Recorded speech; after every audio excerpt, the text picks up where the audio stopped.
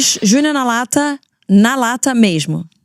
Primeira pergunta. Tá, gosto muito de um rapaz que não é da igreja, mas conhece a verdade, não consigo desapegar. Bom, em primeiro lugar, provavelmente você tem um certo laço de alma com essa pessoa. Você precisa quebrar esse laço de alma, né? Faz uma cura e libertação. Em segundo lugar, ser da igreja não significa ser cristão ou não. Então tá bom, ele não é da igreja, mas você fala que ele conhece a verdade não é uma opinião, a verdade é uma pessoa, Cristo. Se ele conhece a Cristo, mas ele não congrega numa igreja, significa que ele não conhece a Cristo de verdade, porque quem conhece a Cristo de verdade tem que estar numa igreja local, porque a igreja é a expressão do corpo de Cristo. Então, ele precisa estar conectado a um corpo. Ai, mas é porque ele ficou frustrado, ai, porque ele foi ferido. Meu querido, todo mundo vai ser ferido, porque isso aqui é família. Sabe o que acontece na família? A gente se fere, a gente se machuca, a gente se perdoa, a gente segue em frente. Então, o problema é que nós precisamos aprender a lidar melhor com as ofensas e com as feridas. Mas um cara que não tá na igreja e conhece a verdade, pra mim, isso aí não é muito condizente. Porque quem conhece a verdade sabe que tem que congregar e fazer aquilo que Hebreus fala, que nós não devemos negligenciar o congregar e estarmos na assembleia juntos todos aqueles que creem em Cristo Jesus. Então, não tem como uma pessoa conhecer a verdade e não estar numa igreja e faz uma cura e libertação que vai te ajudar um pouquinho nesse desapego. Há limites para a prática da hospitalidade bíblica? Devemos sempre falar sim? Você precisa primeiro ter uma revelação da sua identidade em Cristo Jesus. Quando você entende quem você é, você entende para que você está aqui nessa terra. Se você entende por que você está nessa terra, você não é movido por oportunidades ou necessidades, você é movido por propósito. Quando você é movido por propósito, você não vai falar sim para todas as coisas, porque nem tudo está encaixado no propósito que Deus tem para você. Então, a hospitalidade é devida a todos. Inclusive, nós temos que cuidar do órfão, da viúva, do estrangeiro. Nós precisamos cuidar do oprimido, nós precisamos atender a essas coisas que são bíblicas. Então isso você deve cuidar e deve fazer e deve atender. Mas não é dizer sim a todas as coisas. Quando nós dizemos sim a todas as coisas, nós temos mais temor de homens do que temor ao Senhor. Porque o temor do Senhor coloca em mim uma tranquilidade de que eu não vou ofender aquela pessoa. E se ela ficar ofendida porque eu não estou fazendo aquilo que Deus não me chama a fazer, daí eu não tenho muito o que fazer. Ela que vai ter que lidar com aquela questão. Eu entendendo, Deus me chama para fazer isso, eu vou dizer sim para aquilo que Ele me chama e não para aquilo que Ele não me chama. Porque eu não quero agradar homens, eu quero agradar a Deus. E por isso, eu não tenho medo de dizer não. Porque dizer não faz parte de cumprir o seu propósito. Até Jesus disse não. Como lidar com ovelhas rebeldes que contaminam os outros? Eu acho que talvez o que você esteja querendo falar aqui são ovelhas rebeldes que têm maledicência. É importante nós darmos nome a pecado, porque quem não dá nome ao pecado não está apto a ser perdoado do pecado, lavado e purificado do pecado e restaurado, então, para o propósito de Deus em sua vida.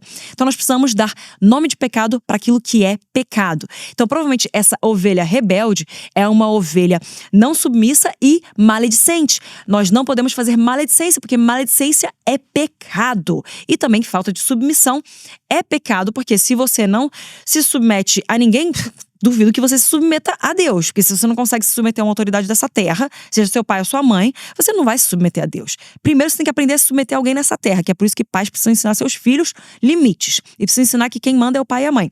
Para depois, então, a pessoa conseguir a se submeter a Deus.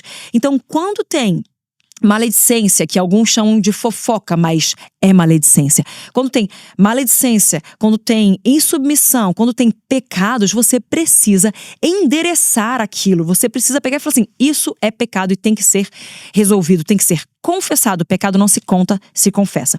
Tem que ser confessado, tem que ter arrependimento genuíno. E a partir disso, há o perdão do seu pecado pelo Pai, há uma purificação pelo sangue de Jesus e há uma cura quando você está entre os irmãos. Então precisa ser abordado, endereçado, precisa ser falado e precisa ser tratado. E existe na Bíblia diversas, eu não vou aqui trazer como a gente trata com o pecado ou como a gente trata com essa questão do confronto, porque na Bíblia tem diversas passagens que falam acerca disso, mas nós temos alguns níveis de como fazer. Levamos testemunhas, abordamos em certos ambientes, até que talvez tenha que ser necessário falar publicamente. E deixa eu te falar uma coisa, se você aqui é pastor, pastora, tá me ouvindo, você é líder, tem alguns pecados que a gente tem que começar a pegar e falar assim, expor.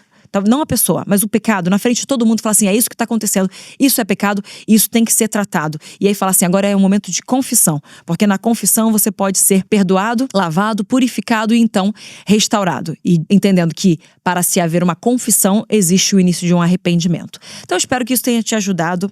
Deus te abençoe. Para uma adolescente de 14 anos que tem dificuldade com as emoções. Eu falo o que eu falei? Então, tadinha de você. Uma coisa que eu falei aqui é que provavelmente você precisa passar pela puberdade e as coisas vão melhorar muito. Mas, uma coisa boa pra você fazer, já que você está no meio da puberdade, você não tem como mudar a sua biologia, não tem como mudar o Cronos, vai ter que passar.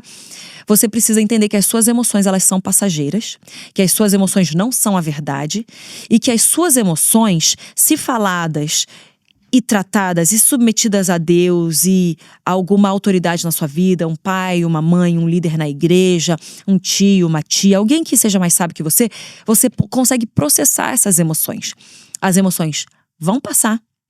Elas não são a absoluta verdade, elas são temporárias, momentâneas e elas preciso que você entenda isso. Não são a verdade sobre a sua vida, não são a verdade sobre a situação e não são a verdade sobre o seu destino.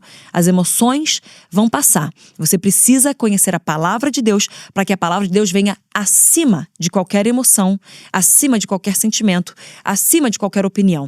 E quando a palavra de Deus vem, ela assenta o seu coração, ela assenta as suas emoções. Você se apega à verdade e não à volatilidade das suas emoções, porque as suas emoções vão e vêm, em especial em tempos de puberdade.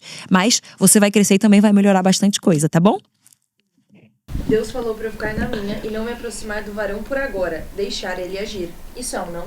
Se Deus falou pra você ficar na sua e definitivamente veio de Deus pra você não se aproximar do varão, porque quem deve se aproximar é o varão da varoa, então isso já é uma direção de Deus. Se é uma direção de Deus, você tem que abraçar a direção por completo e não é falar assim, poxa, deixa eu vou obedecer, mas eu vou continuar agarrado nisso. Não, você tem que largar a mão.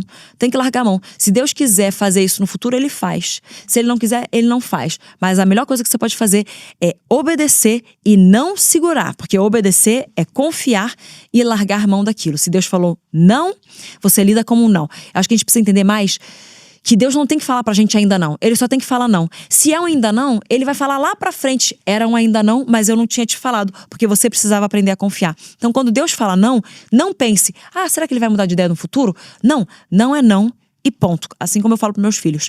Então, falou não, abraça isso, desencana, segue em frente e não espere que aquilo vá voltar. Se for pra voltar, Deus vai fazer voltar na hora certa, do jeito certo, com você da forma certa. Faz sentido? Então, tem que abraçar o não como ele sendo pleno. Se for um ainda não, daí tá com Deus, não tá contigo.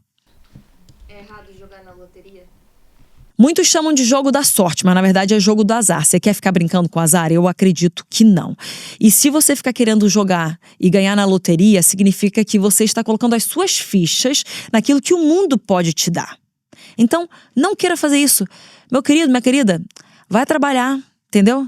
Vai pegar um emprego, vai pegar 2 empregos, vai começar a ralar, vai aprender quanto que custa gerar dinheiro, vai aprender a se submeter a um chefe chato, mala, um chefe que não gosta de você. Isso vai tratar o teu caráter tanto. Tem muita gente que tá querendo tratar o caráter. Deixa eu falar. Bom, já que estamos aqui, vamos fazer um parênteses. A presença de Deus não é só pra te confortar, não, tá bom, meu amor? A presença de Deus é pra te confrontar do seu pecado. Então, submeta-se na presença de Deus pra ouvir também aquilo que é pecado. Fecha parênteses aqui. Então, nós precisamos aprender a trabalhar. Não é pra ficar jogando na loteria, gente.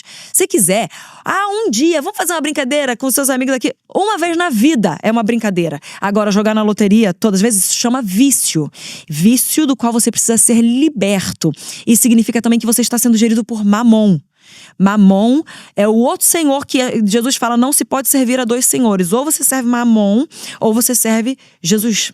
Jesus de Nazaré, Jesus Cristo, seu Messias. Então, não tem como você ficar pensando dinheiro, dinheiro, dinheiro. Quem aqui é movido por dinheiro é movido por Mamon. Você não teve ainda um encontro com o Senhor para te mostrar para que você está aqui e para te mostrar que, na verdade, ouro e prata pertencem a Ele. Então, assim, ficar jogando na loteria é pecado. Ficar jogando na loteria mostra que você não entende quem Deus é. Ficar jogando na loteria mostra que o seu coração está dividido, mas na verdade ele não está dividido, porque só se pode servir a um Senhor, então você só serve a Mamon. Jogar na loteria é brincar com azar. Jogar na loteria é acabar com o dinheiro da sua família. Jogar na loteria, ou então Superbet, vão até me como é que chama? Cancelar depois dessa. Mas essas coisas aí de bet, de jogo de futebol, tá amarrado em nome de Jesus. Tá deixando o brasileiro que não tem dinheiro pra comprar comida, jogar nesses negócios, perder o dinheiro da comida, da casa e se endividar. Então, por favor, se você é crente, você não pode brincar de jogo. Jogo é pecado, você não deve. Tem um negócio aí que chama de tigrinho, não sei nem o que é isso, mas é errado. Essas bets aí que patrocinam os times de futebol, é tudo errado. O crente não pode fazer apostas. Isso daí é acreditar em Mamon e servir a Mamon e estar preso em vício e guiado por prazeres deste mundo, que inclusive nunca vão acontecer pra você, porque se você tá jogando nesse jogo e você não ganhou até hoje, você não vai ganhar nunca. Amigos cristãos de esquerda, como lidar? Não. O que se alinha mais com a vertente da esquerda é progressismo, liberalismo, não econômico, né? Mas ser liberal em questão moral. O que se alinha com isso é feminismo, é comunismo, é socialismo, é todos os ismos que você precisa se libertar. Então é muito complicado, de fato, você estar aliançado com uma pessoa que tem um entendimento de funcionamento de sociedade que não é compatível com o entendimento e ensinamento de Jesus Cristo. Então eu te convido a estar com essas pessoas amando, mas não construir vida com elas. Tenho 16, posso namorar? Você tem dinheiro para pagar uma conta? Você tem dinheiro para dar entrada num apartamento?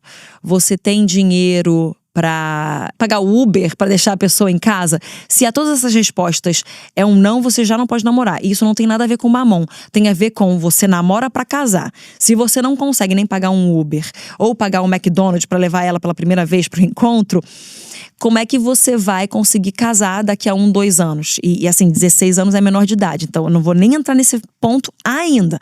Mas você não precisa de mais de 1 ou 2 anos para ter certeza se aquela é a pessoa para sua vida. E se você não consegue nem comprar as fraldas do filho que você vai ter, como é que você quer casar com alguém? Então já fica aí esse primeiro ensinamento. Segunda coisa, você é menor de idade. Se você é menor de idade, meu amor, já não vai namorar. Não vai namorar. Porque se você é menor de idade pra dirigir, como é que você acha que você vai conseguir dirigir a sua vida? Muito menos dirigir um casamento. Então, não vai estar dando, entendeu? Espera você ficar maior de idade pra você começar a pensar no relacionamento, pra que Deus te guarde, pra que você não namore diversas pessoas e chegue no seu futuro relacionamento bom, quebrado, zoado, precisando passar por inúmeras curas e libertações. Não, meu querido, espera a hora certa. Namora na hora certa, porque você vai namorar, vai casar, vai estar puro ali, vai estar conservando o leito sem máculas, conservar aquele leito limpo, e aí você vai viver uma vida de casamento saudável. Pensa nisso. Você fazer os passos corretos e fazer as coisas certas na hora certa é mais importante do que querer colocar o carro na frente dos bois. Não vai dar certo. 16 anos é muito novo para se namorar. Por todas as razões que eu já disse. E também, talvez, se eu quiser falar mais alguma coisa, é que com 16 anos você não faz ideia de quem você seja.